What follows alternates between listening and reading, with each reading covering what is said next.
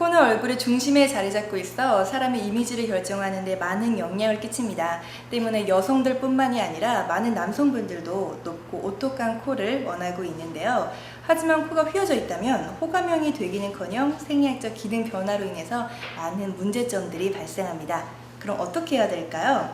휜코 교정은 코 수술 중에서도 난이도가 가장 높은 수술이지만 재수술이 잘 된다면 매우 드라마틱한 결과를 얻으실 수 있겠습니다. 지금부터 휜코 교정에 대해서 제대로 알아볼게요.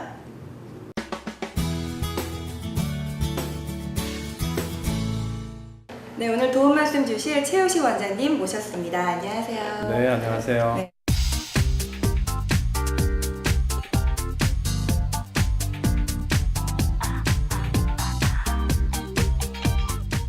코 수술은요, 미용적인 측면에서 코를 높이기 위해서 수술을 많이 하시잖아요. 근데 코가 휘어져서 수술을 많이 하시나 봐요. 예, 실제로 휜코를 수술하는 사람들이 생각보다 많은데요. 네. 저희 병원의 경우는 전체 코 수술 환자 중에 한 40에서 50% 정도 차지하고 있습니다. 이런 환자들 중에 절반 정도는 본인이 코가 휜 것을 교정하고자 성형외과를 찾는 경우고요. 나머지 한 절반 정도는 본인이 코가 휘었다는 것을 모르고 그냥 코를 높이거나 코를 예쁘게 하려고 성형외과를 찾았다가 저와 상담과 진찰 과정에서 본인이 이제 코가 휘었다는 사실을 알게 되는 경우도 꽤 있습니다. 네, 그러면요, 코가 휘어진 원인은 무엇인가요? 코가 휘는 경우는 선천적인 경우와 후천적인 경우로 나눌 수 있는데, 선천적인 경우는 여러 가지 원인이 있겠지만 유전 등의 영향으로 성장과 더불어 얼굴에 그 안면 비대칭이 형성이 되는 경우가 있는데, 이런 경우는 필연적으로 이제 코도 휘게 되는 것을 즉 휜코가 동반되는 경우가 있고요. 선천적인 경우보다 이제 후천적인 경우가 더 많다고 보는데, 후천적인 경우에 대부분의 원인은 외상에 의한 경우가 많습니다. 그렇기 때문에 실제로 휜코를 수술받으러 오는 환자 중에 남자와 여자의 비중을 살펴보면 남자가 압도적으로 많은 편인데, 이는 여자들보다는 남자가 외상에 노출되는 기회가 성장 과정에서 훨씬 많기 때문으로 생각됩니다. 그러면요, 그 휜코를 수술하려면 두 번의 번거로움이 있잖아요. 네. 한 번에 수술할 수 있는 방법은 없나요?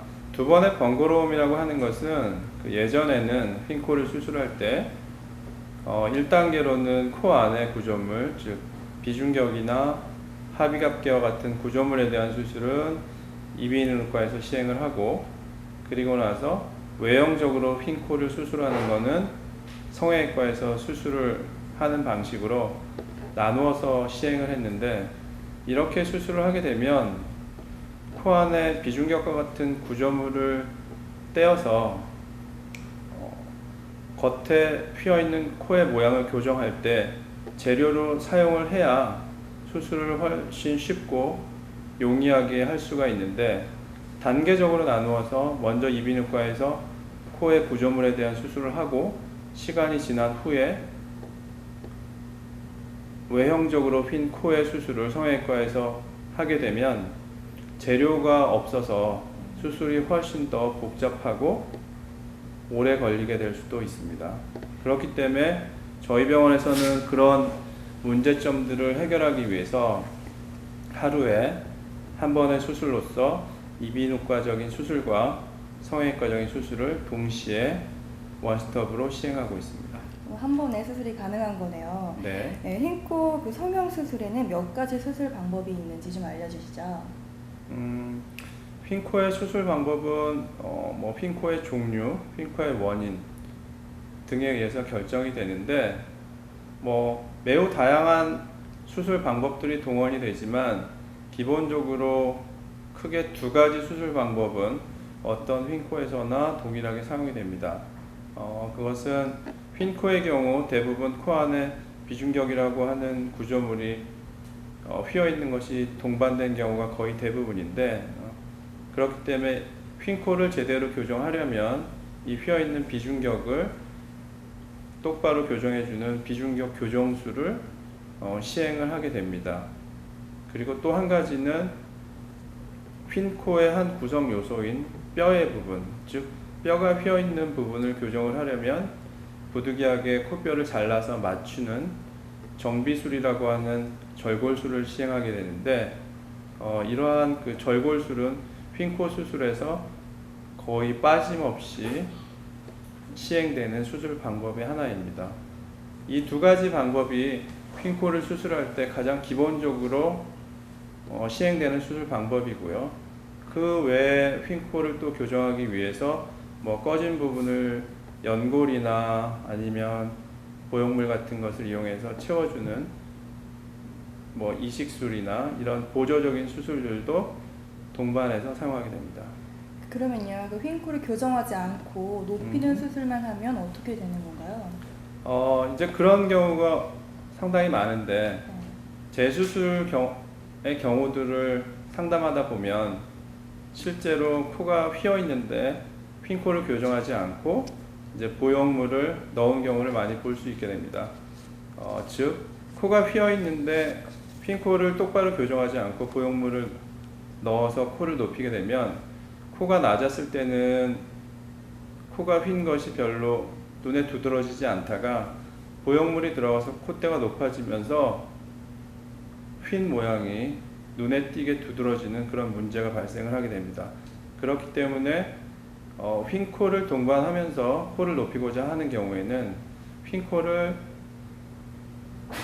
반듯하게 교정을 하고 콧대를 높여주는 수술을 하는 것이 반드시 필요합니다. 왠지 그 쌍꺼풀 수술과는 다르게 코 수술은 큰 결심을 해야 될 것 같아요. 그 시간은 어느 정도 걸리는지, 또 굳이 전신 마취를 해야 되는지 궁금합니다. 휜코 수술은 앞서도 말씀을 드렸지만 뼈를 자르는 이제 정비술이라는 수술이 동반되기 때문에 환자들도 상당히 부담스러워 하시는 것은 사실입니다. 그렇지만 실제로 정비술을 시행하는데 걸리는 시간은 저희 병원 기준으로 한 10분 정도밖에 소요되지 않고요. 전체 휜코를 수술하는 수술 시간은 저희 병원 기준으로 1시간 반에서 2시간 정도 소요됩니다. 그리고 마취의 경우는 전신 마취로 하는 경우도 있고 수면 마취로 하는 경우도 있는데, 어떤 방식의 마취로 하건 수술은 다 가능하고요. 그것은 환자의 상태나 환자의 선호도에 따라서 마취 방법은 결정을 하고 있습니다. 마지막으로요, 수술 후의 주의점 좀 알려주세요. 휜코를 수술하고 나서 주의해야 할 점들은 단기적인 것과 장기적인 것을 나눌 수 있는데, 환자 입장에서는 단기적으로는 휜코를 수술할 때 코뼈를 자르는 수술을 동반하기 때문에 출혈 등이 조금 있을 수 있습니다. 다른 코 수술에 비해서. 그래서 코를 하루 이틀 막아놓게 되는데 그것을 잘 유지하는 것이 빠른 회복에 도움이 되고요. 간혹 어떤 환자들은 코를 막아놓으면 너무 답답해서 의사의 지시 없이 그것을 빼버리는 경우도 있는데 이러한 것은 빠른 회복에 전혀 도움이 되지 않습니다.